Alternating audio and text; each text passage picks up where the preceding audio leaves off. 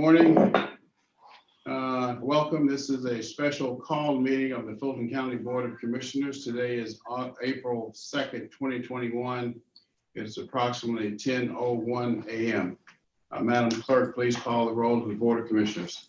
Chairman Rob Pitt. Present. Commissioner Liz Hausman. Present. Commissioner Bob Ellis. Present. Commissioner Lee Morris. Vice Chair Natalie Hall. Present. Commissioner Marvin Arrington Jr. Commissioner Khadijah Abdul Rahman. Mr. Chairman, you have a quorum. All right, we do have a quorum, and would you call the roll for the mayors present, please? Yes. City of Alpharetta, Mayor Gilbert. Present. Present. City of Atlanta, Mayor Bottom. Chattahoochee Hill, Mayor Reed. Present. College Park, Mayor Motley Broom. Present. East Point, Mayor Holiday Ingram. Here. Fairburn, Mayor Carhurst. Present. Hateville, Mayor Hallman. Johns Creek, Mayor Bodker. Here. Milton, Mayor Lockwood. Mountain Park, Mayor Steele. Palmetto, Mayor Bodie. Present. Roswell, Mayor Henry. Present. Sandy Springs, Mayor Paul. Present and accounted for. South Fulton, Mayor Edwards. Present. Union City, Mayor Williams. Here. All right, how many mayors? 11. I counted 11. Okay, 11. All right, thank everyone for your attendance today and participation. We will proceed with, well, a very light agenda. Did the agenda committee meet at all?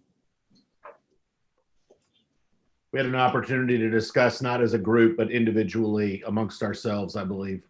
Okay, so this is it. And the only thing that I'm aware of, since there's nothing listed here, was at the last meeting, we said that we would take a final vote today by the mayors representing their cities with respect to T-Splosh. We took an informal vote at our last meeting. And you have the results of the vote at the last meeting, Madam Clerk? Yes, I do. On March 5th, special call meeting, I recorded 10 3A scenarios that the mayors chose. Okay. Any dissenting votes? No, out of those 10, 2 also selected 3C. Okay. And then I had, of course, 5 no votes.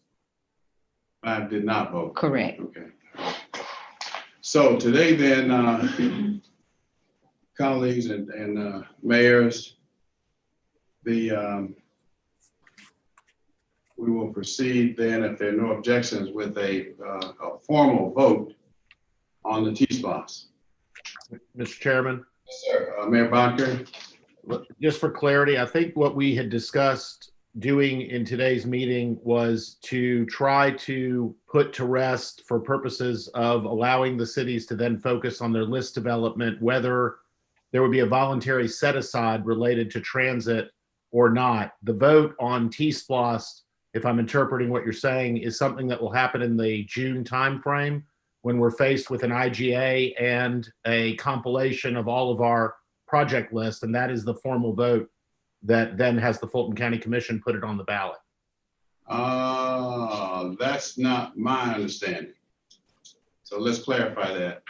I thought that we said that today we would take a vote on 3A, a formal final vote on 3A today. And after that, then the cities would develop their wish list of projects. It will be presented to us, and we would discuss the timeline, which I believe we would like to have a formal IGA at our June 2nd meeting. Is that correct? Well, just the authority. The authority, okay. Yeah. Mr. Chairman. Hold on, Still.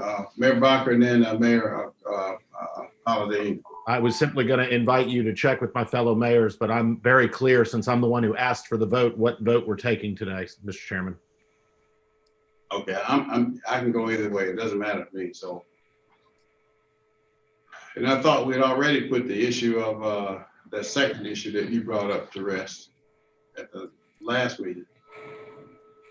3A would not have put that issue to rest per se, and I just wanted to make sure that everyone felt they had a say in the matter. I mean, obviously, from a Johns Creek perspective, it's not something that we're going to say yes to regardless, but it's not because of lack of support of transit. It's because of the position that we have on T-SPLOST itself.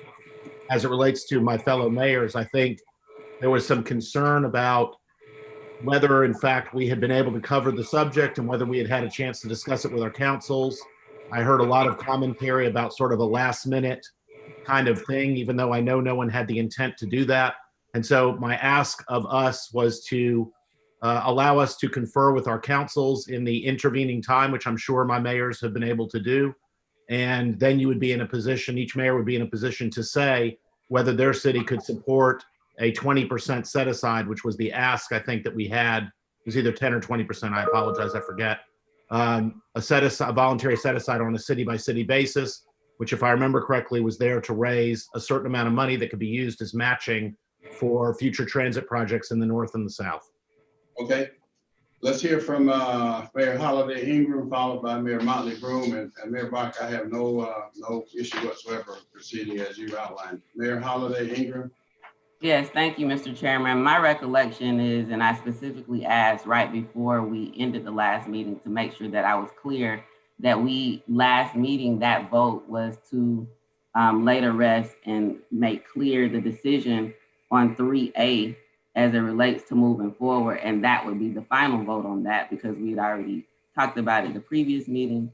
We did it again. And I said, for clarity, so we've already decided on the 3A. And then the other decision is whether or not our councils will agree to this 10% set aside to a county transit bucket. And so my understanding, and we can look back at that last meeting, I mean, it was one of the last things that I said before we got off, because we continue to vote on the same issue, whether it's which one are we going with, 3A, that was like the second vote. And my understanding, that was the final vote on that decision. And the question is whether or not we're gonna allocate funding in our local T-SPLOST budgets for this county transit bucket at 10% from each city. That's what I recall. Mayor Motley Broom. Good morning, Mr. Chair. That's my understanding as well. So I recall saying at the last meeting, our council had voted for 3A, but I would take this back, and we did have a discussion regarding it. So I come with results from that discussion. So that's what I'm prepared to discuss today. We didn't change it, but we did have the discussion regarding the transit set aside. All right, anyone else?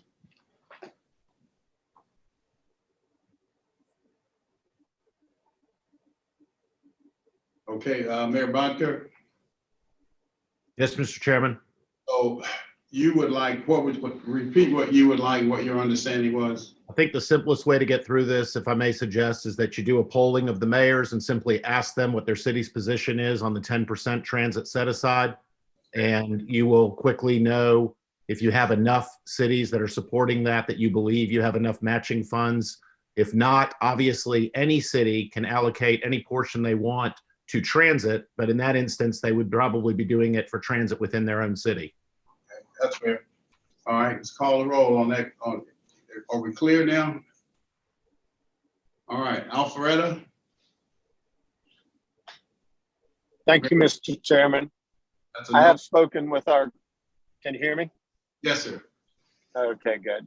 So I have spoken with our council members, and the city of Alpharetta continues to support 3A. And we are currently continuing discussions with the Georgia Department of Transportation and representatives from MARTA for a project list of transit that would make sense for the city of Alpharetta to commit some portion of our T-SPLOST revenues for.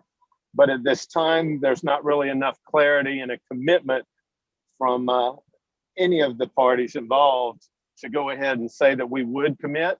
but we're certainly hopeful that that will be the case eventually. We just need to clear up exactly what those commitments are and what that might look like. All right, now let's be clear and separate this. Now, we're talking about the set aside now, that 10% that was discussed. So before, Alpharetta was a no when it came to that. That hadn't changed, has it? Well, nothing has changed other than the fact that we continue to have discussions. So no, Alpharetta is not prepared to commit to any set aside at this point. I just wanted to clarify that, you know, based on the discussions we're having, at some point, we just want right now to make sure that there's a 3A on the ballot. Understand. And the city reserves the opportunity to invest our local funds at the level commensurate with whatever project list comes forward that we can all agree on. Okay. All right, Alpharetta, I'll start. Roswell? Yes, I took this back to my council, and again, we are supporting 3A. We do not support the 10% going to transit. However, council did weigh in, and as discussions go forward, they would like you to consider that if we do anything with a 10%, a separate MARTA referendum, that it be controlled in that in order for us to ask our citizens here in Roswell to support transit, we want to have control over the money that we put toward that transit. In other words, we would love to see a BRT station in Roswell. And I think that our council is willing to support that. But at this time, we don't have those guarantees, and council is not comfortable with just allocating 10% to MARTA to do whatever they may choose to do with it. Thank you, Madam Mayor. South Fulton? Mr. Chairman, we're not prepared to make a commitment at this time, but we will be meeting again on the 13th. Okay, Johns Creek? Our council's not prepared to commit at this time. Fairburn? We support 3A, but the city council is not prepared at this time to make a commitment on the 10% set aside. Okay, I skipped Sandy Springs. Mayor Paul? Our council is willing to support whatever we get the votes to move forward. We're supportive of T-Splost. If we can get enough for the 10% set aside in the county, which I don't think is probable, we'll support that, but we'll support whatever the will of the majority is. All right, Union City. I concur with Mayor Paul. Thank you. East Point. East Point City Council denied the request for a 10% set aside and remain committed to 3A. All right, Milton.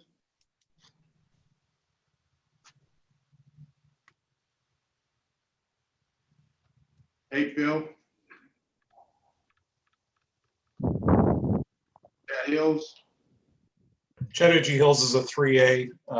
We would also, I think, support the 10% if that was the way the majority went, but we're 3A. College Park.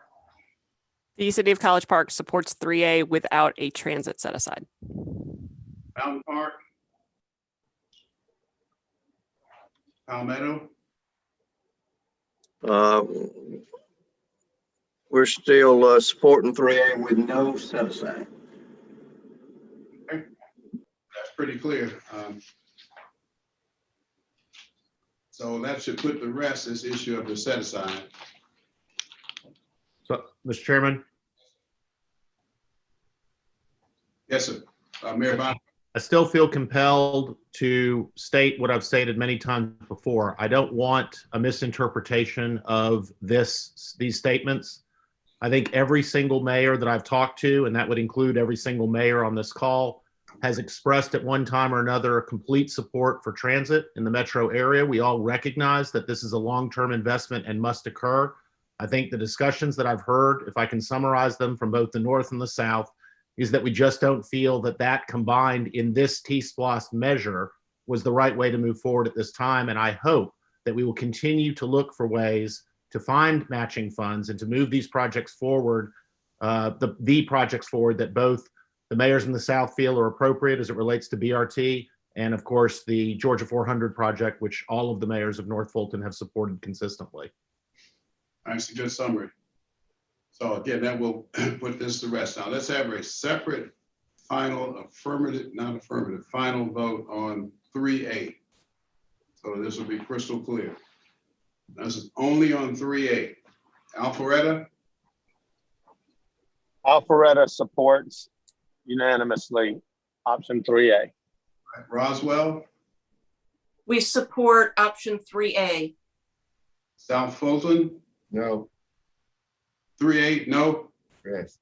All right, Sandy Springs? 3A. All right, Johns Creek? Johns Creek is abstaining on this vote. Fairburn? 3A. Union City? Yes to 3A. East Point? Yes, 3A. Milton? Hayfield? Chat Hills? Yes to 3A. College Park? City of College Park is in support of 3A. Mountain Park? Palmetto? Yes, 3A. Okay, that's 1, 2, 3, 4, 5, 6, 7, 8, 9. 9 yeas and 1 nay and 1 abstention. Mr. Chairman, what is the percentage of population represented by the city of South Fulton? We have that. Give me a second. Mayor Henry had sent that to me in the past. I can look it up. 16%. 16% according to the manager. 16? Yes, sir. I'm asking this question. Mayor Edwards, can you clarify your position? I thought in the past you had said that you were 3C, but if the will of the group was to go with 3A that you supported, but then I heard an affirmative no from you today. I have not had an opportunity, Mayor, to have a formal discussion. It's going to happen on the 13th. Your city has no position on T-SPLOST? They still have the same position, okay? But I haven't had a proper opportunity to discuss fully about 3A. So, Mr. Chairman, we have an issue, at least at this moment, if that's the case, because Johns Creek's population is 14% and South Fulton's population is about 16%. That's a total of 30%. Yes, but I thought we only needed 65% or so to move forward. So that would mean there's 70%. I thought what is the percentage needed to move forward? 60? 60. And we're fine.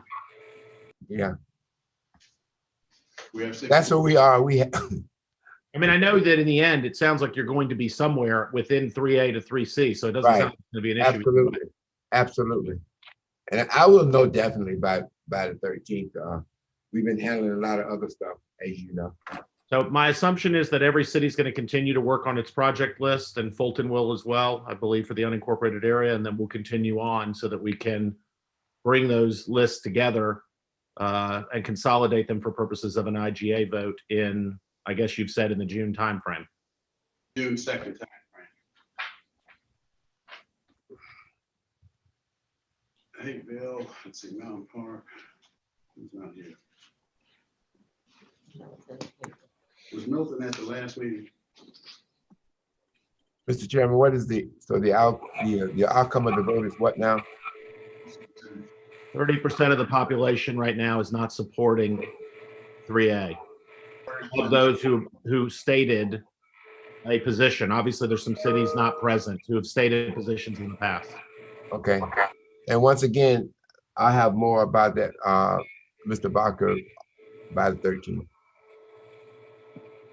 Based upon statements that have been made in the past, a couple supporting 3A, and based upon the vote today, it would appear to me that there would be more than a 60% with the I think it's pretty clear there's no reason to believe that you do not have the 60%, the greater than 60% population. We were at 80 something when we did our tally of 3A and 3C combined. So without any objection, then I would say we move forward. Now we have a tentative schedule? Yeah, you gotta get your list together, What? project list. Yes, all right. What is it? Well, final project list, the intergovernmental agreement has to be executed by July 2nd. Can everyone hear the interim county attorney? So the intergovernmental agreement needs to be executed no later than July 2nd, which means that you all need to get your project lists and a complete list out by probably the middle of June.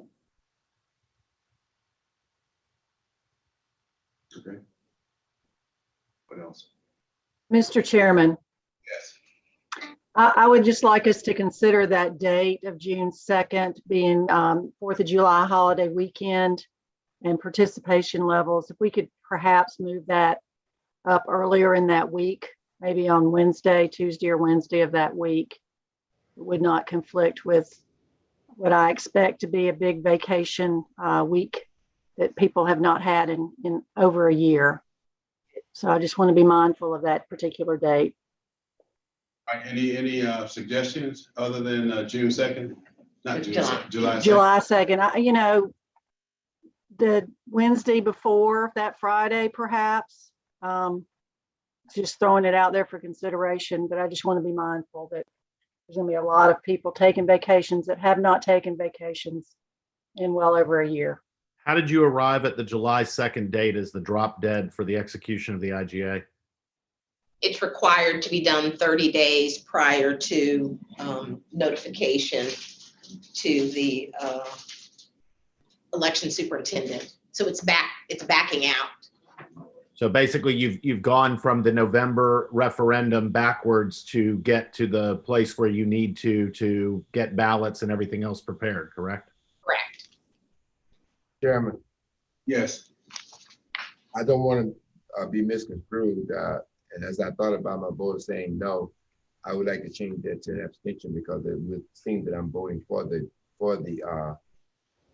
council and I'm not. So I'll just change that to an abstention until the 13th. Okay. Mr. Chairman, Yes. can we just say on or before July 2nd? I mean, I'm sure everyone can manage their calendars and get the information in on time. That's reasonable. On or before July 2nd. That's reasonable. Any objections to that? Okay.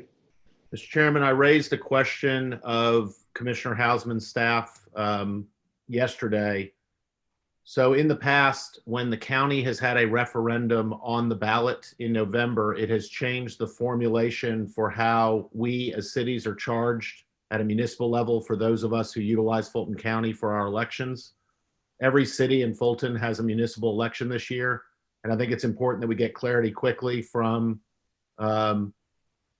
you all at Fulton County about how the formula will change as a result of having the T-SPLOST on the ballot. Can you respond or not ready to? I think we have to discuss that with the board if there's going to be changes. So we can do that on the 14th. Okay. Did you hear Mayor Barker? I did. That was my point in raising it, was to make sure that you all had it on your focus. Okay, we have it. Thank you, sir. Mr. Chair, this is Mayor Hurston Fairburn. Piggybacking on Mayor Bacher, the city of Fairburn has already received our bill for the November election. So this is very critical to us that we know exactly what we should be paying with the referendum from Fulton County on the ballot. Okay. We need to take that on the, right? Yes. Okay. We hear you, both of you. Anything else? Are you Mr. asking Chair, anything in from regard T-SPLOST? to this issue or everything? This issue. Oh. Mayor Bach, were you about to add something else on this one? No, I was asking the same question that Mayor Motley Broom was asking. So this is, now I do have a question that I was not here on sabbatical when this came up before. But I do recall that there was some $300,000+ spent on the campaign. So we need to have a conversation about that at some point. On the T-SPLOST. Yes, yes. So we'll need to talk about that. I think my memory serves me correctly. if. There were also private parties who participated in that as well. Yes. Correct, because as a government, we can educate, we cannot advocate, I believe is how the law is written. Right. Okay, so that's from the point of view of the this light agenda. That's what we talked about discussing and resolving today, which we've done. So we have lots of time left. Mr. Chairman, there were two other topics that the mayors had requested. One was a quick update on the vaccination, and the second was an update on the rental assistance program. Are we prepared to do that? Okay. We can. The manager says he's prepared to do it. But now the little concern about that, what I call the agenda committee was set up for the purpose of providing an agenda. There was a time, so I'm not sure. Mr. Chairman, I saw email from Mayor Holiday Ingram, where she communicated the mayor's position on that. So I think what he's referring to, Mayor Barker, is the process that was set up was the agenda, which has to be published, I think, on Monday. Is that right, Tanya, for this meeting? Or that's the... We usually Monday or Tuesday. The goal is to publish this agenda in advance on Monday. So by that date, we know the topics and if any presentations are required. So there was no information received Monday, Tuesday, Wednesday. Now Thursday morning, we got a request for these two subjects, which we're prepared to discuss. Mr. Chairman, may I? Yes. So I think what has happened is that a process for the agenda has been stated, but not set up. So in previous communications, I suggested that maybe we meet the Wednesday before the Friday, a week before the Friday of the meeting, so that would have ample time. But we need some level of coordination. So I don't know if somebody in the county staff is going to be responsible for communicating or coordinating with those who are serving on the agenda committee, because right now we have statements, but we have no process. Well, from the county, I mean, originally I appointed Commissioner Houseman, Commissioner Hall, and Commissioner Karn. Commissioner Karn was replaced by Commissioner Abdul Rahman. And the original two mayors were Mayor Bodker and Mayor Reed, I believe. I understand that, Mr. Chairman. What I'm suggesting is maybe the county clerk or the person who actually coordinates the agenda actually, like, at least sends communication or kind of coordinates that group of elected officials who are working on the agenda. Because right now that's not happening. So I know the clerk ends up sending it out, and we receive stuff from Ms. Corbett, but you know, it'd be quite simple to calendar that and have that person a part of that communication so that then the agenda can be made. Okay, I think the clerk is saying that she sent a reminder email to the committee. To the committee, to the 5. So we'll make sure that happens going forward again. Mr. Chairman, as a member of that committee, I agree there is no process. I think I suggested as well last month when it got to the 11th hour and we had not met, that we do set up a regular time. So I think the request here is to come up with a regular calendar date, and I support that. Can't the 5 of y'all come up with a time that would be? You know what, I had tried to organize it the last couple of months, just because there was no process. I don't think that's the best way to go. Mr. I think Chairman, we do need some staff support, please. If it's too difficult for the county, I'll have my assistant set up a regular call with the 5 parties.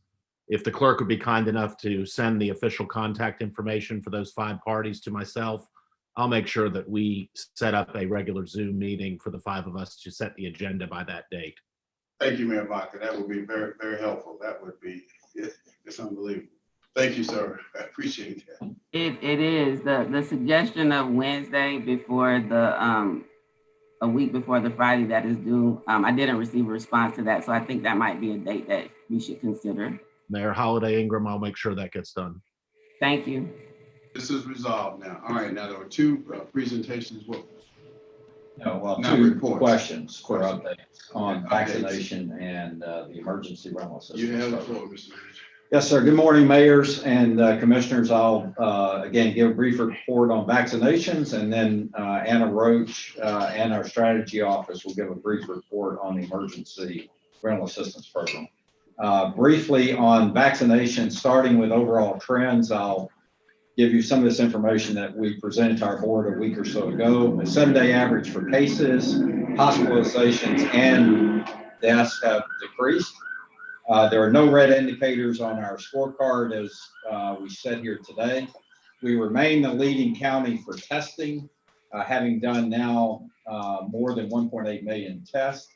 The testing capacity is still significant, 13,000 or so a day through all sites. We're doing about 5,000 a day now. The cases, the good news is on a positivity rate is down below the number of 5%, which is the effective rate that you want to try to reach. It's 4.4. Our hospital capacity is generally in good shape, but there is a lot more of elective procedures happening now. So there's a little bit of pressure, but generally speaking, we are exceeding that greater than 15% of hospital capacity that we've been looking at routinely with Grady as the regional leader. I would remind you on testing that we've done close to 23% of all the tests in Georgia, far exceeding the major metro counties all combined. On vaccination, the Board of Health, this again was of a week or so ago, had reached over 100,000 vaccinations being administered. That's now double that number. In fact, we've done 100,000 through Mercedes-Benz alone. Mercedes-Benz is off to a terrific start, being named as one of the only Tier 1 category sites by the federal government in the Southeast, and in fact is exceeding all other Tier 1s. As an example, compared to Houston, we did 9,300 one day this week. Their high point has been 6,000. The eligibility now has been expanded, obviously, by the governor, which adds effectively all adults 16 and above. So we believe that the demand will meet this supply, which is very significant with Mercedes-Benz being online and projected to do 42,000 in vaccinations per week for the duration of the period of time that site will be operational. We, again, as of about a couple of weeks ago, we had administered in Fulton County all sites, meaning hospitals, county sites, CVS and the like, 418,000 vaccines with 277,000 being administered as a dose one. We had an independent economist look at who was already writing an article, I should say, on the obstacles to vaccination rates across the United States. He happened to look, or I asked him to look at ours objectively as well. What he did note that if Fulton County were a state, we would be in the top 5 to 10 states in terms of vaccination rates of the population compared to all other states. While Georgia may rank near the bottom, we would be in the top, very much in the top tier as it relates to that.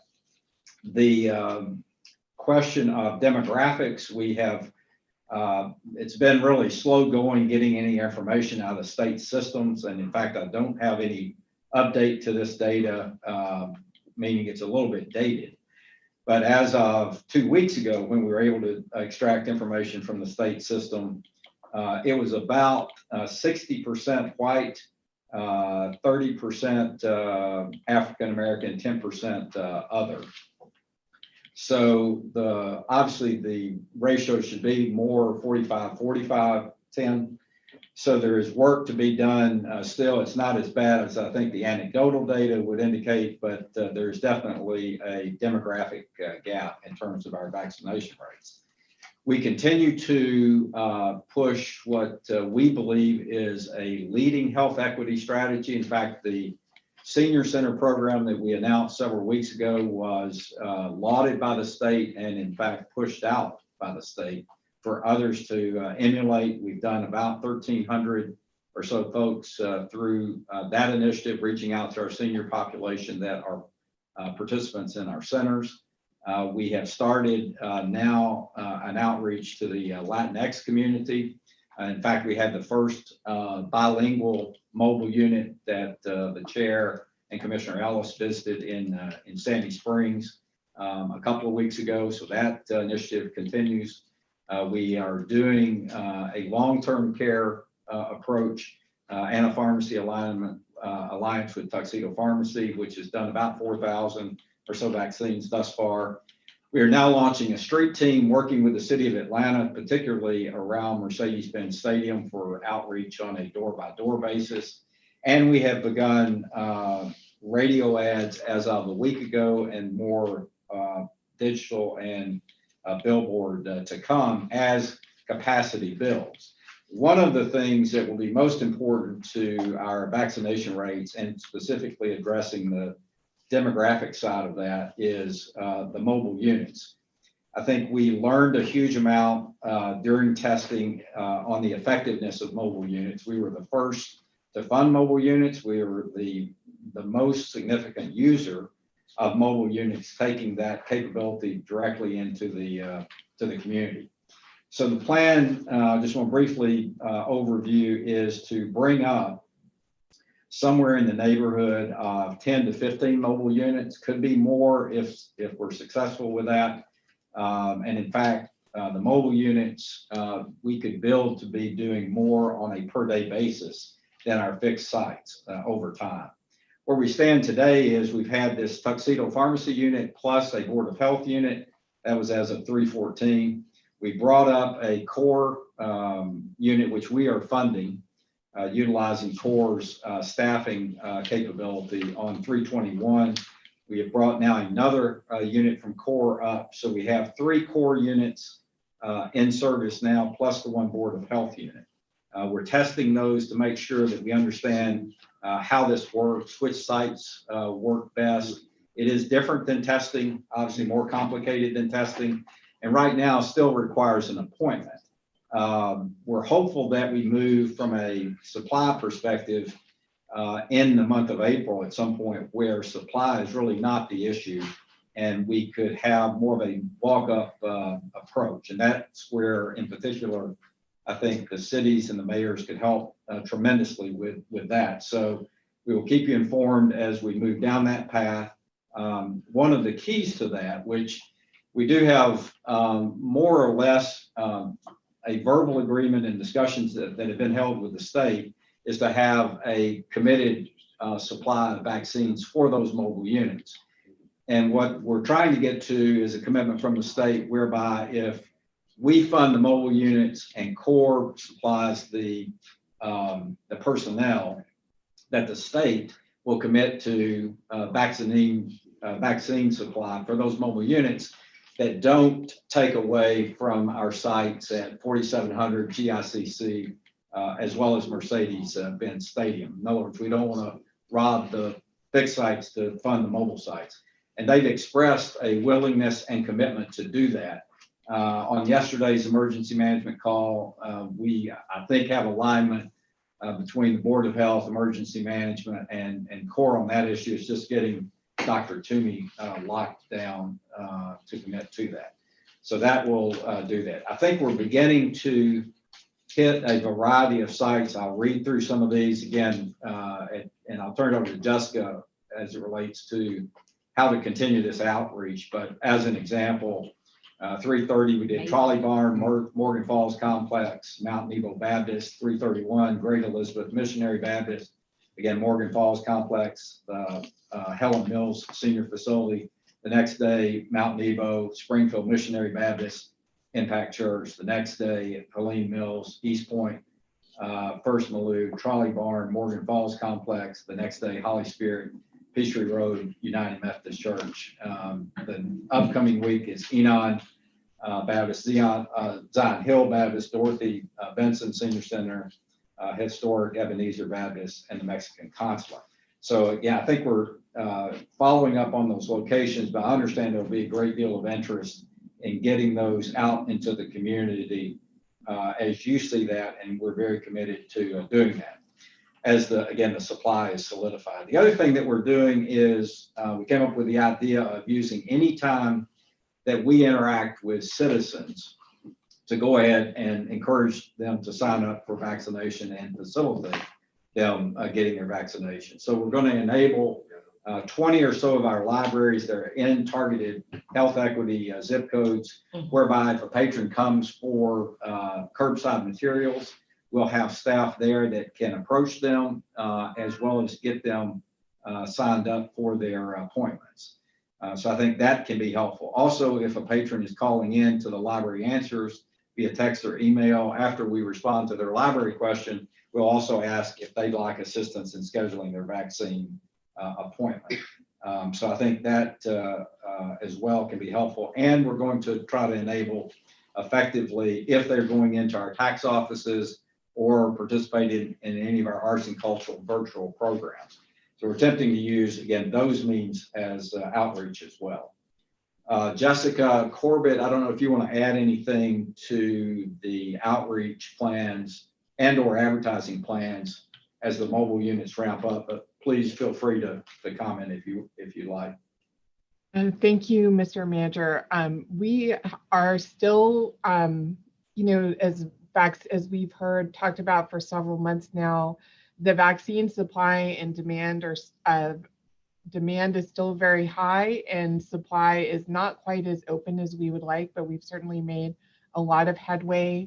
This week, we celebrated the 100,000th vaccine administered at Mercedes-Benz Stadium since it opened in January. And we expect that today we will also celebrate 50,000 at the North Point Parkway location. And I know that day is coming soon for the GICC location. We have shared information with our city communication partners about how to sign up for vaccines. One important point is that for the sites associated with the Fulton County Board of Health, there is the VRAS system. The GMA site that is located in Hapeville has a different appointment site. So just want to call that out because that has created some confusion in a few cases. We are, as the manager mentioned, doing a lot of on the ground outreach and are interested in doing more, and we'll be working with you all on city events and things like that, and things where people are gathered to try to get the word out. We expect to be entering a phase of the outreach where we are reaching more people who are more hesitant about the vaccine. So we'll have more communication strategy to help educate folks about vaccine safety and help make sure their questions are answered. It is a very important personal choice, but I think all of us would recommend the vaccines as safe and effective. So some of you may have heard some of our radio spots already on air, and you'll be seeing a lot more of that in coming weeks. So thank you all for your support in helping us get the word out. And if you have any recommendations, I think all of you know how to reach me, and I'm glad to talk with you and your teams about other ways we can stay engaged. Anything else on No, this? sir, All that's it. All right, I see several hands on the following order: Mayor Bodker, Mayor Motley Broom, Mayor Carr-Hurst, Mayor Holliday Ingram. Mayor Bodker. Mayor Bodker. Sorry, Mr. Manager, and to your entire team, I want to say first and foremost, thank you so much. I don't think I've ever seen a better run program from the county in a time that it's most vital. So thank you for your continued efforts. Do we have any sense? I know that the vaccine supply was expected to go up in the month of April. Of course, at the same time, I know the governor sort of widened the pipe of the folks who would be eligible to take the vaccine. Do we have any sense as to when cities can participate in this if they choose to, in terms of administering the vaccine? No, sir, we don't. And this snafu with J&J, if everybody's read about that, and the manufacturing problems, I think it's thrown a kink in the predictability of when the state will have additional vaccines. So we do not have any visibility past the next week or so. Okay, Mayor Motley Broom. Thank you, Mr. Chair and Mr. County Executive. I appreciate all of the efforts that have gone toward testing and now vaccinations. I agree with Mayor Bodker that the county really has led the way for not only our region, but the entire state, and is a model for lots of folks and how to get this done and reach people. How long do we anticipate Mercedes-Benz being the mega site? Yes, ma'am. It was an 8-week program and we're 2 weeks into it. So another 6 weeks or so. Okay. I mean, I hope, I will say this, side note, Mayor, I hope that if we're as successful as we have been, that perhaps the federal government continues to help staff that, but that's the commitment. Understood. You spoke of outreach to the Latinx community. And I know you started in Sandy Springs. Are there plans to do that? Certainly, I know in the Tri-Cities area of College Park, East Point, Hateville, we have a sizable Latinx community. And so we'd certainly be interested in making sure that our residents have access as well. Yes, ma'am. Jessica, if you would certainly follow up with you, but anyone else, we have the one bilingual unit presently, so it can be deployed equally there. So we'll get that on the schedule. Okay, appreciate that.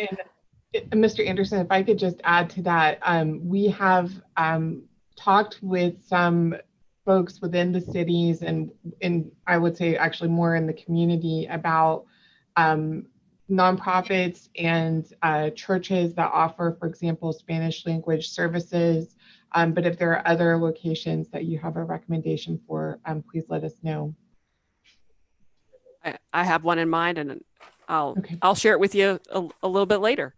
And my last question is actually, I'm going to ask the same question I asked last month, and because the news was breaking about Mercedes-Benz, Mr.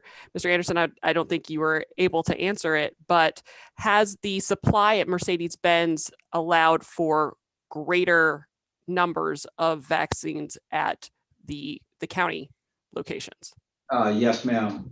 We have done slightly more. I just asked that question yesterday as well myself. So we're doing, if we benchmarked, if you will, what we were doing at GICC and North Point, we were doing about 1,000 a day. We're up to 1,200, 1,300. So we are doing more. However, now that we're going to start bringing up these mobile units, just the ones that I talked about would probably represent 1,000 more a day. And that's where the rub comes. And that's where we really need commitments from the state that we're not going to have to lower what we're doing at GICC and 4,700 in order to fund the mobile unit. So it's all, somewhat fungible, but I can tell you that it hasn't been reduced, but then we probably could have expanded it further because we do have more capacity at both of those locations. Absolutely. I know things are going pretty smoothly at the GICC, and I'm grateful that the South Side has that option. And when you get to 50,000 doses at the GICC, please let me know. That's a celebration number. Yes, and I think the community really needs to embrace that. Thank you.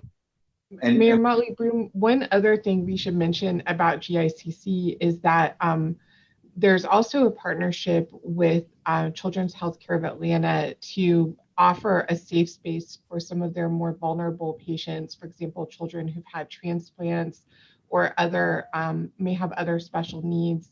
And because of the size and the access at GICC, it was a great location for that. And so just wanted to thank you and your team for working with us on that. That is great. Thank you for letting me know that. I'm so thrilled that we're able to offer that to the community. Mayor Carhurst. Yes, thank you so much. And thank you again, Fulton County, for doing such a fantastic job. My question is very simple. With the vast number of vaccinations that's been done by Fulton County, do you have any kind of stats available as to the one shot Johnson & Johnson that you've done and the 2 shots? And do you have it by demographics? No, ma'am, we don't. The only demographic information is what I supplied earlier, and it's to me very early. And we tried to get, again, on yesterday's call as an example, the latest demographic information out of the state system, which is where it's held. And there's some glitch that's going on without boring the group in terms of technology interface. So we don't have any better demographic data. And I'm not sure, Jessica might know I'm not sure we've done much J&J. No, Mr. Manager, the last 2 weeks at Mercedes-Benz will be, we expect to be able to administer the Johnson & Johnson vaccine, but my understanding from what has been shared with us is that the state has distributed the Johnson & Johnson vaccine primarily in more rural areas of the state at this time, but we expect to have that in coming weeks and months. I know that is on the radar, but for the most part, these have been Pfizer and some Moderna. So I guess I go back to my question. We do not know how many have already taken the 1 shot or the 2 shots. Yeah, well, yeah, I reported that a minute ago. Let me just. Okay, I missed that number. Yes, ma'am. Let me just get the number. So as of, again, this was 2 weeks ago, 418,000 vaccines had been administered in Fulton County. 277,000 of those were dose 1, 141,000 were dose 2. Okay, thank you. Now, Mayor Holiday Ingram, followed by Mayor Botker again. So, yes, I echo the thanks to the county for being really focusing on equity. I appreciate the health equity initiative. We make quite a few referrals through that. I also appreciate the county's willingness in serving people who are homebound and making sure that they're receiving the vaccination and providing transportation. So a million thanks and kudos on that. I heard a number of mobile sites listed, and a weekly site was just opened in East Point at the Impact Church with Core and Fulton County. As it relates to the mobile sites, I heard East Point First Malibu Church, which is in the city of East Point. Is it possible for us to know when those mobile units are gonna be in the city? Because I'm still not receiving communication about that. and Jessica, if you would address how we are thinking about that, please. Thank you, Mr. Manager, and thank you, Mayor. Yes, I think that as we have, this program is still in its early stages, I would concur that that's one of the areas we'd like to tighten up so that you and the commissioners are aware when these visits are occurring in your districts. We know that, or in your cities, we know that is important for you. And I've seen in some cases, for example, I saw, I do watch all of your city Facebook pages, and I did see that, for example, the one at Impact Church had been shared. So we will try to tighten that up and make sure you receive those. I do want for the public who may be viewing, as well as for all of you, to clarify that with the mobile units, they are generally what you might call closed circuit registration. So rather than kind of saying, hey, everybody, we're going to be at the church on Tuesday, come on down and get your vaccination, it's more, Pastor, your location is a suitable location. We will be here. This is how many vaccines we could potentially administer, and then working with them to fill up those appointment slots. So we are not at a walk-up model yet, and it's not an open registration yet for the mobile units. It's really trying to get into communities or neighborhoods or reaching constituents who, for whatever reason, may not choose to or be able to go to another location. So want to share that as well, that there is still that appointment-based system. And for that reason, they have not been advertised broadly, publicly, but we certainly want each of you to know when they're in your areas. Thank you for that. And is the H.J. Bowden Center, the senior center, still a location where vaccinations are being administered to? I believe that's the closed circuit as well, where you communicate to the participants in the program or those who were referred through the Health Equity Initiative. Is that correct? Yes, ma'am, that is my understanding. And is it like every other week? Like it would, while I understand that it's appointment only and, making sure that, that process is followed. Sometimes there are vaccinations, right? So we can help with trying to make sure it exists, that we're helping you address that. And also just knowing when they're there, not to share, broadly with the public, but be aware. in the event that there's something that we need to do to help collaborate and partner to make sure that all of those doses are used. Yes, ma'am, Mayor. I think what would be best is perhaps we can kind of share, again, in general terms, how those rotations work. The teams are rotating among our senior multi-purpose facilities, and is one of the factors in the number of shots in all of this is that they will come back to the same location at the latest every 3 weeks to make that second shot appointment. But then I think there's some interim visits in the middle of that. So I don't want to misspeak, but let me get that information and share that with you. Thank you so much. Yes, ma'am. All right, Mayor Bodker, followed by Mayor Williams. Mr. Chairman, I've heard the programs that you've rolled out to various demographic communities. Johns Creek has a population that is heavily Asian. Is there a specific program being designed to address communicating properly to the Asian community? Ms. Corbett, can you address that? Thank you. Yes, thank you, Mayor Barker, for that question. Yes, certainly Asian Americans are an important part of our outreach strategy, and I'm sorry we didn't address that earlier. And absolutely, I think there are, we do want to make sure that we are reaching those constituents and have some plans in place in a few organizations, but would love to, again, engage with you and your teams on that. We have also received a number of requests for additional translation in South Asian languages. And that is, we have offered in primarily in Korean and simplified Chinese, but have had additional requests for South Asian language translations. So that is something that is in progress as well and is part of that strategy. Thank you. Mayor Williams.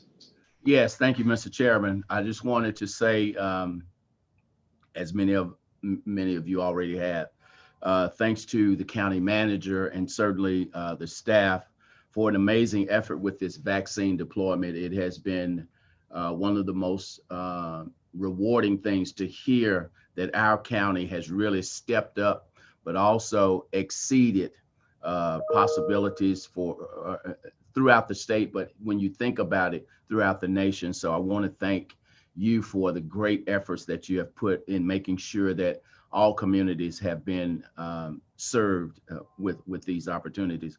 And I do want to share and also thank you again for the vaccinations that will take place in Union City tomorrow at our community center. So we're excited about that core partnership. They will be here tomorrow morning, the day before Easter. So we're excited about that. That's another testament to He has risen. So thank you for that. And I wanted to know, Mr. County Manager, did you say that the mobile units have bilingual assistance, or I just want to make sure, because I would like to hear more about the mobile units, because we have a couple of pockets of Brown community members, and we certainly want to make sure we can assist them in a better way. And with this is my last accolade, really, I would like to know the size of you and the chairman, the county manager and the chairman. What size lab coat do you wear? Because I want to make sure we get you lab coats, because we see you all over the county and doing such a great job. We think you need to be certainly outfitted in your own white lab coats. So thank you. I'll take a small. Okay, we'll do that. Okay. Not me, Mayor. I want to wear mine. But thank you for your kind comments, Mayor Williams. We do have one unit that's bilingual today, but let me follow up. First of all, we can deploy that just like we were talking about in College Park and want to. But all this feedback, let me make sure that as we're funding and planning this with CORE, that we do have not only bilingual, but also a focus on the Asian community as well. So we'll work with you to ensure that happens in Union City. Mayor Holliday, Ingram again, please.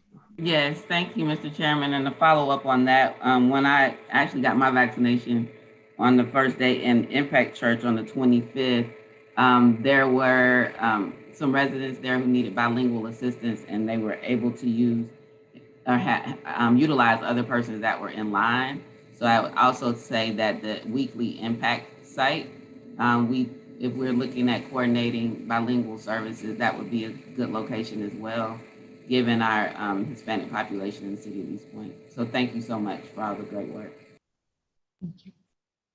Anyone else at this time before we move to the next update? All right, Mr. Manager. Yes, sir. Mayors, on emergency rental assistance, I'm going to ask both Anna Roach and Sharon Whitmore to provide an update on this. One of the things that we want to overview with you today is an open Gov site that we've been working on, which I think you'll be very pleased with, both commissioners and mayors, because it gives a tremendous amount of data, including city data on the emergency rental assistance program. And in that it's linked into our systems, it will be updated daily. So assuming that you're pleased with it today, we would plan to make it public on Monday. So Anna, let me start with you, and then I think there's some staff in the room there to actually show the mayors the system itself. Yes, thank you, Mr. Manager, and good morning to the Chairman of the board, my Board of Commissioners, and the mayors of Fulton. I hope everybody has had a good week and is keeping safe. So thank you for requesting information on the Emergency Rental Assistance Program. It's a program that we have been knee-deep in implementing since we received notice of the award. And I'm very proud of the work that our staff has come together to deliver for the constituents of Fulton County outside of the city of Atlanta. As you recall, Fulton County received $18 million worth of funding to administer for emergency rental assistance on January 19th. We presented a plan to implement those funds to the board at the first meeting in February and set an extremely aspirational target date to launch the program on March 1st, which pretty much put everyone in overdrive in terms of putting everything that was needed in place to get the program up and running. And as you know from our reporting to you, there was a huge amount of success in all the effort that was put forward by the staff, and we were able to launch our program at noon on March 1st as anticipated. So that, to me, was a first and incredible hurdle that we were able to get over. Since that time, we have received 15,500 plus applications within our application management system. And because the applications were coming in at such a voluminous rate, we decided to pause applications for a period of time, one, to catch up on the adjudication process, and more importantly, to see what, if any, additional funding would come from the federal government or any other source to assist in this area. So our application system has been paused in terms of taking in new application, and we are doubling down on efforts adjudicating the applications that we have. One of the things we noticed at the very front end of that process was that we received a number of applications, almost half of them, either outside of Fulton County or within the city of Atlanta.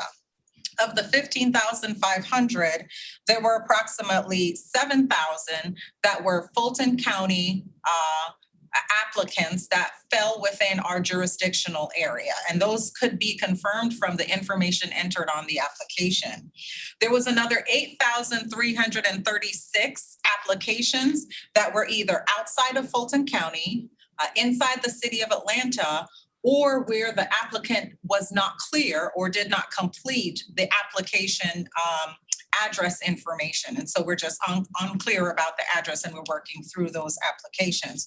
So one of the things we were able to do on the front end is geocode those applications that were outside of our jurisdiction and batch deny them so that those constituents could very easily and quickly get to the application process that was fitting for them within their jurisdiction. So we're proud of the work there. So the 8,000 applications that we were able to deny was very good. During our regional conversations, we talked with the city of Atlanta and committed to them that if we received any applications that were from applicants within their jurisdiction, that we would do sort of a soft handoff to the city of Atlanta. So we did package their applications in a file that provided all the relevant information for their applicants, the name of the tenant, name of the landlord, address, and all kinds of useful information for them.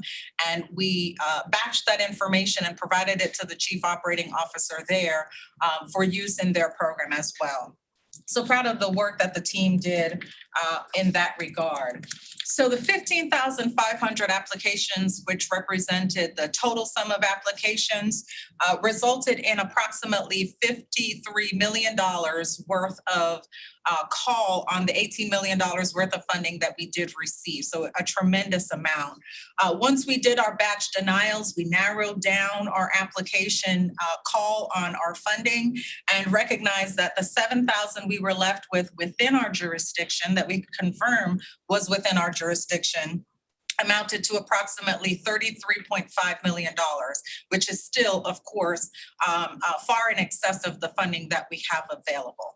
And so we're still processing those applications, but those are some preliminary numbers around the number of applications and the call on the funding that we have. The manager mentioned in his remarks that the Strategy and Performance Management Office has done a tremendous amount of work mining the data out of our application management system. They have taken that application and built a transparency page that has a tremendous amount of data that has been put in a digestible format for the community about our emergency rental assistance program. And we plan to make that public sometime in the near future, probably on Monday or sometime next week. So because someone asked for this information, we are prepared to give a preview of that information to the members of our board who are on this call and the members of our mayors who are on this call. And to assist with that, I am going to ask Mike Rowicki, who leads our Strategy and Performance Management Office, to walk through primarily the city information on that page. But of course, there are 6 tiles representing categories of information that you can explore as elected stakeholders, but it will also be available for the public to explore as well. So introducing Mike Rowicki, who leads our Strategy and Performance Management Office, that will walk you through our transparency slide. Good morning, everybody. Again, Mike Rowicki, and I'm just going to take you through a short demo of what the webpage kind of looks like, highlight some items, and again, all the information that Anna has been reviewing with you is available on the website. We do start out with a summary of what the rental assistance, sorry about that.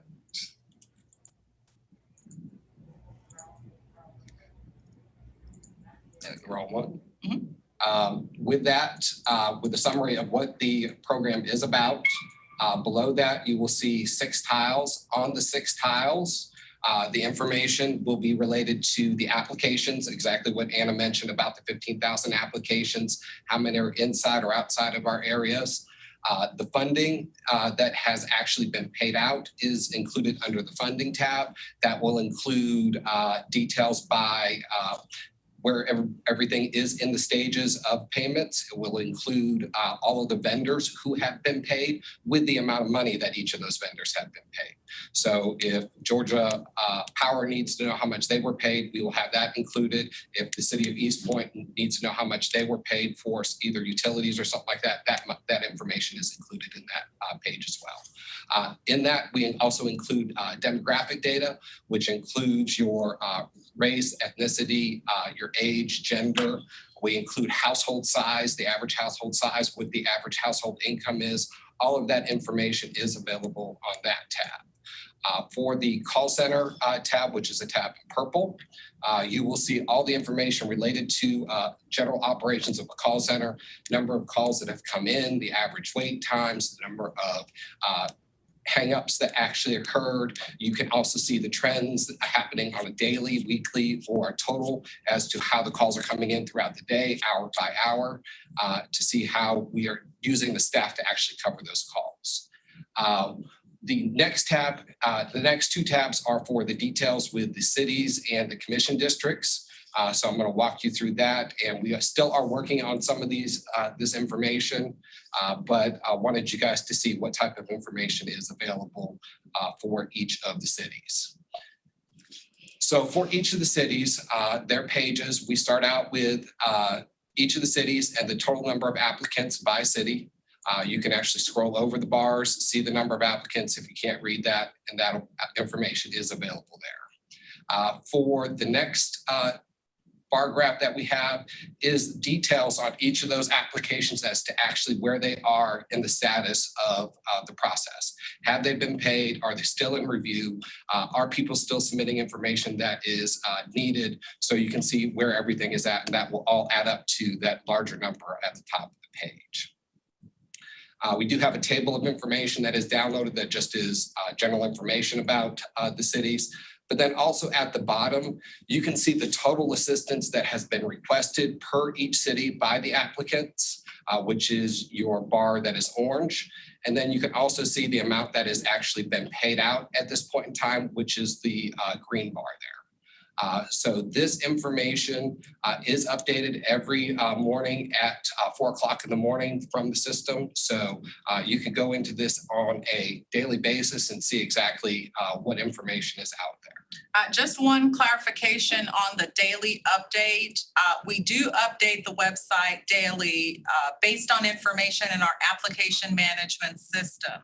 But for your awareness, we only make payments 2 times per week out of our finance department. That is on Tuesday and on Thursday. So you should expect that there won't be any changes with respect to the payouts or finance information related to paying of vendors, except following those 2 days. That will not be updated on a daily basis. So, yeah. So, and the same information for the cities is duplicated by commission district as well. So if commissioners are interested in seeing the request and payouts for their district, that information is available as well. And Mike, will you scroll down? Yeah. These maps are both dot maps and heat maps that show where our applications were concentrated. So there's a tremendous amount of information on this page. And Mike, I'd like to thank you and your team for all of the work that you put in over the last several weeks to get us where we are with this information. We look forward, of course, to adjudications ramping up and more payments being made. And so you will see, if you are tracking this website, the shift of applications going from in progress to submitted to a payment cadence that will be more consistent. So Mr. Chairman, we are complete with our presentation for the mayors. I would like to give Dr. Pamela Rochelle, who's responsible for the team administering this program, an opportunity to share anything that we may not have highlighted that she thinks it's important for you all to know. And following Dr. Rochelle, Mr. Chairman, I'd like to turn it back over to you for any questions from our mayors or commissioners. Dr. Rochelle, anything at all? Good morning, Mr. Chairman. Thank you, Ms. Roach.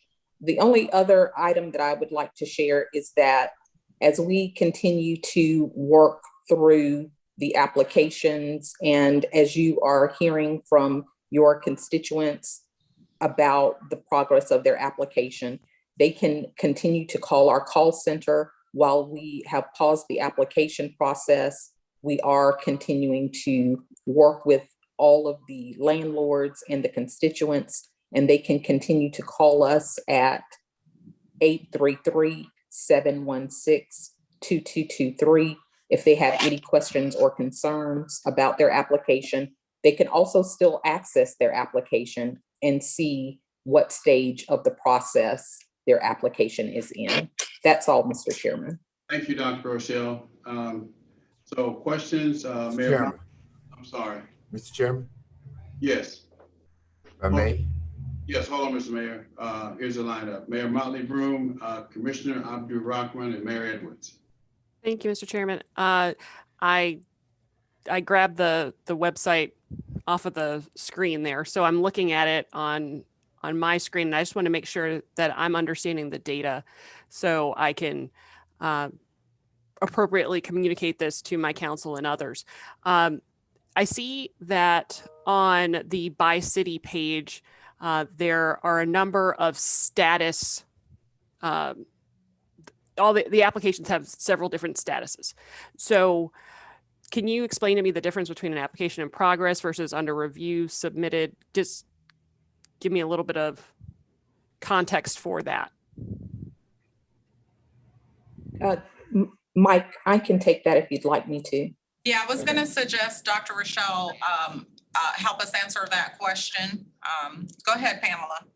So, Mayor, thank you for the question. In progress are applications that have not been fully submitted. The constituent started the application before March 15th, but have not completed all of the documentation to actually submit the application. Under review means that the constituent completed all of the required documentation, submitted it to our team, and our team is reviewing the documents for accuracy and is working with the landlord to ensure that we have all of the landlord information required. Submitted means that the applicant completed all of the documentation and submitted the information and is assigned to a case manager, but has not gone under review yet. Pending applicant information means that the application was under review, but there is information that's outstanding, and moving forward to full adjudication and approval is pending based on the information that we still need from the applicant. Denied is that it's denied for a variety of reasons, but denied, and applicants are given information about why, whether it's income or other reasons. Approved and pending payment means that those applications have been fully adjudicated and they are pending payment on the Tuesday or Thursday pay cycle. Approved pending landlord means that the application has been submitted, it's under review, but there is information that we need from the landlord to complete the application. And paid is what it indicates that we have actually sent payments to the landlord or the utility companies, or a combination of both. And withdrawn means that for some reason, the applicant or the landlord has decided that they have chosen not to move forward in the process. I appreciate that. Thank you, Dr. Rochelle. Ms. Roche, you may be the one to answer this next question. In regard to the American Rescue Plan, does the county have a sense of how much they'll be able to supplement this program with? No, we have not, as you know, received the funding. We have a number of calculated estimates from various stakeholder groups, but the county has not received the funding. The other thing I'd like to mention is, as you know, Mayor, cities are also entitled to funding under that same act as well. And it will be, I think, a good discussion for us to have about how we will partner to best cover the needs of constituents across the county within each city. And I think this is my last question. I read an article in the AJC that indicated something in which you mentioned that there were a large number of folks who applied who were outside of Fulton County or living in the city of Atlanta, and part of the pause was in relation to sorting that out. As you know, City of College Park is in Fulton and Clayton counties. One of my Clayton County residents reached out and I directed her to Clayton County assistance, and she's waiting on that, hasn't heard anything. I gave her information regarding the state and some options through the state, and she was able to go on and figure out, just by entering her zip code, that she was not eligible for the state programs. Was there any thought to kind of short-circuiting the process so people aren't applying. Mhm. So it sort of saves people time and gets them where they actually need to be, instead of, almost half of the applications not being ones that Fulton County could actually address. Mhm. So I'll say a couple of things. I'll answer your question directly first. I think one of the reasons why we prioritize geocoding the applications on the front end is just that reason, Mayor Motley Broom, that we could notify any applicants that were outside of our jurisdiction almost immediately upon submitting the application. And I believe there is some information on the front end of the application that describes eligibility, that if applicants review it, they should be able to have enough information not to move forward because it is instructive in that regard. We also, again, have our call center open. So if an applicant does not want to go through the application process prior to determining eligibility, they could call our call center and say, hey, here's my address. Can you tell me if I'm even eligible for your program? So I think we have a couple of things in place to make sure that we do our best to avoid applicants going down the wrong path. As you know, we are restricted by Treasury guidelines from funding applicants outside of the jurisdiction covered by our award. And so while we very much hate to turn people away, because we know that this is a time of anxiety for anybody going through a financial crisis and having rental issues, we do have to stay within our Treasury guidelines. So I appreciate your assistance in helping to guide that individual to other jurisdictions that may provide funding to them. And if you ever need assistance with that, don't hesitate to contact me or my office. The other thing I'd like to share is we are in conversations with our regional partners and surrounding states and jurisdictions. I really do believe, and I think I can say this confidently, that Fulton County ramped up its process probably quicker than anybody else. I think we're farther along in both adjudication, evaluation, and payments, et cetera. And so I think part of what has happened and part of what we're seeing in our communication with constituents is a level of frustration that, they're seeing folks in Fulton County get funding or be able to move through the process or have a call center to address. But in other jurisdictions, they are ramping up their process, their programs, but they're not as far along. So it is a challenging and frustrating process. As you know, most of our constituents are not that concerned with the boundaries that we're so very concerned about. They just want to get help. And so again, we've put things in place to try to make the process as seamless as possible, but we are constrained by our Treasury guidelines.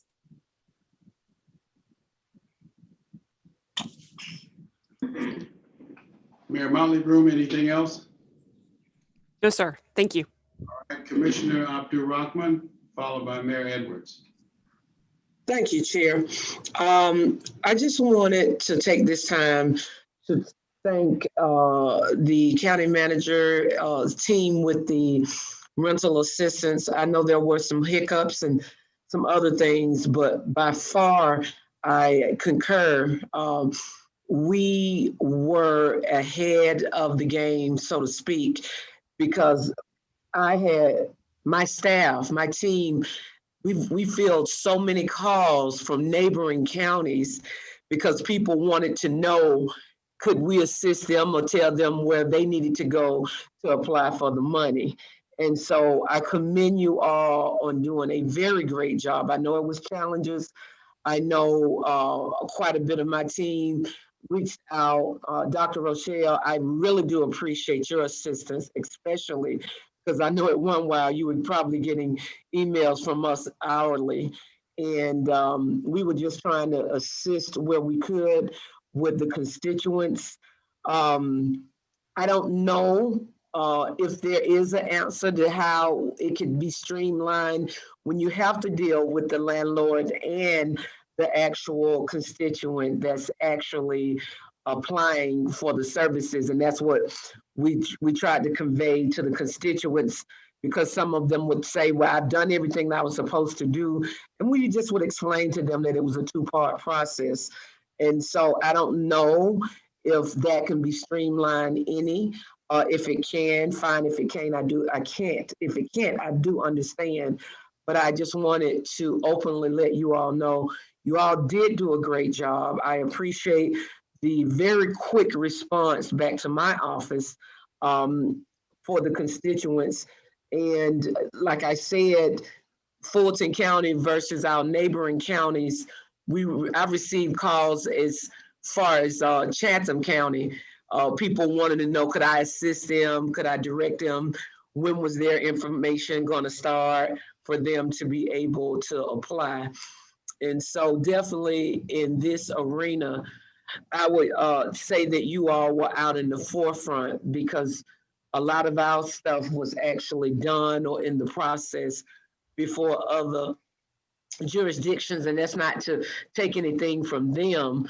That's just to say kudos that we were very timely, and a lot of the constituents did personally reach out to my office and wanted to thank us. So I just want to express that to you all as well. Thank you. Mayor Edwards? Yeah, I think that the mayor and the commissioner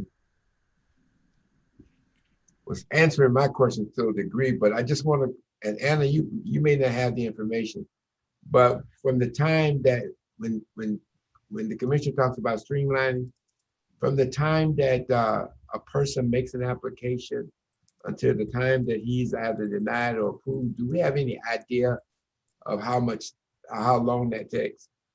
You may not. Yeah, Mayor Edwards, that's an excellent question. The only complication to responding to it is the fact that almost every single applicant is different. And the further complication is an applicant may do everything that they need to do and submit everything that they need to submit. The process requires for us to then engage the landlord. And we have to do some due diligence with the landlord before we deem them non-responsive and have to attempt to assist the tenant in another way. Dr. Rochelle will tell you, and I'll give her an opportunity to help respond to this as well, that the case management of each of these applications is really where we spend most of our time engaging with the applicant. Very few applications have applicants who have all of their information readily available and uploaded, and have cooperative landlords who immediately respond and put everything that needs from their standpoint into the system. And so that case management piece where we're working with each applicant to fully document their information is typically what is taking us longer. And again, for each applicant, I'm not even sure we have any two applicants that have the same timeline from when they entered the application to the time that they were approved for payment. That's going to vary very much across each and every applicant that we have. Dr. Rochelle, do you want to add anything to that response in terms of the case management piece of it and some of the challenges that you're seeing across applications there?